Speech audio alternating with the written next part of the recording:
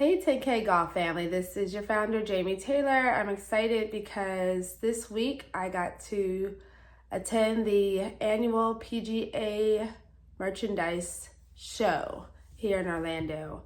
And that, as I mentioned in my last post last week, is a annual event where people from all over the world that work in the golf industry or play golf come to find out what are the new trends in the industry for this year regarding fashion, equipment, just overall culture of golf. So I got to see a lot of my professional friends, and that was awesome. But even better than that, which was not, kind of expected, I got to do my favorite thing in the world, which is teach. And I practice, so I just want to show in the video here that I did practice accountability. Not only did I practice at the range, but I also played on the golf course this week. So I did 2 practices. So I know you're like, you're a golf pro, that's normal. But for me, that's a significant thing, especially because it's been cold here in Florida. So we had some beautiful weather at the end of the week that I took advantage of. And so I got to teach, and one of my lessons was private. I don't typically do private anymore, but it was with one of the ladies here that I have befriended, and she's also comes on my good golf trips. And she's getting back into the rhythm. She's taking some time off. So getting back into the rhythm. She's only I think a 1-year golfer, so she's very new. But we went and worked on her driver. And I want to explain the process so that you guys understand when you're working on your driver, because a lot of people want to build confidence in that club or hitting that first tee shot. When you're at the driving range, never, and I want to emphasize, never start with the driver or any of your longer clubs. Always start with a pitching wedge or a 9-iron, and then maybe work your way up to a mid-iron, like a 6 or 7, or even, and then get to the woods, because those clubs, the longer clubs, the woods, the drivers, are not designed for you to swing slow or easy. So if your body's not warmed up yet, then going to the driving range and swinging a driver only, it could potentially give you injury. And that typically happens a lot. It may not be a severe injury, but it's enough to possibly keep you from playing golf for a while. So just want to give you that heads up just for future. The other thing I got to do the very next day when I had to play golf, I played with a friend's family, and I got to play with 2 people who'd never been on the golf course in their life. They'd only been on Top Golf. So introducing them to the golf course, showing them the etiquette and so forth was pretty cool. And just watching their progression from having no confidence hitting the ball to by the end we finished the round, I could see them hitting it with more distance and more power. So that I love to do.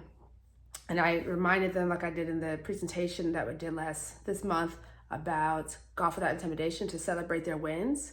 I'm always about celebrating, especially when I'm teaching people, because I want you guys to remember that making ball contact when you're new is huge. Getting the ball airborne is huge. Being able to play 18 holes, which is what these ladies did, is a huge win. So you don't need to be, at the Tiger Woods level to be a winner in golf. So that's a reminder. Also, I will show you in this newsletter that 2, actually I'll put an image too, the 2 new designs for the shirt that I showed you last week that were chosen, and they are for sale on the 10K Golf website.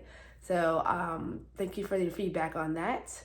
But I want to encourage you all, whether you're in a cold place or a warm place, one thing I learned in working with a student this week is that a lot of people, excuse the dog in the background if you hear it, is that a lot of people go to one instructor because that's the first person that they're referred to or the first person they found, and they don't know if they're getting good instruction or not. They've just kind of gone with whatever the person they're with advises, and that makes sense.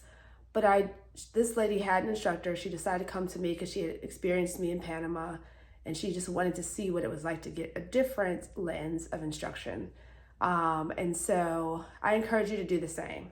If you don't have an instructor, for sure, contact your local golf courses. I'd say maybe 3 to 5 within a radius that you feel comfortable going to, and find out if they have instruction on site, how many instructors they have, what the cost may be, and just talk to them, on the phone or through email or in person. If you're in a cold place, this is actually an ideal time to reach out to, especially public courses, because they are not going to be open, and the instructors typically may be the ones also running the course.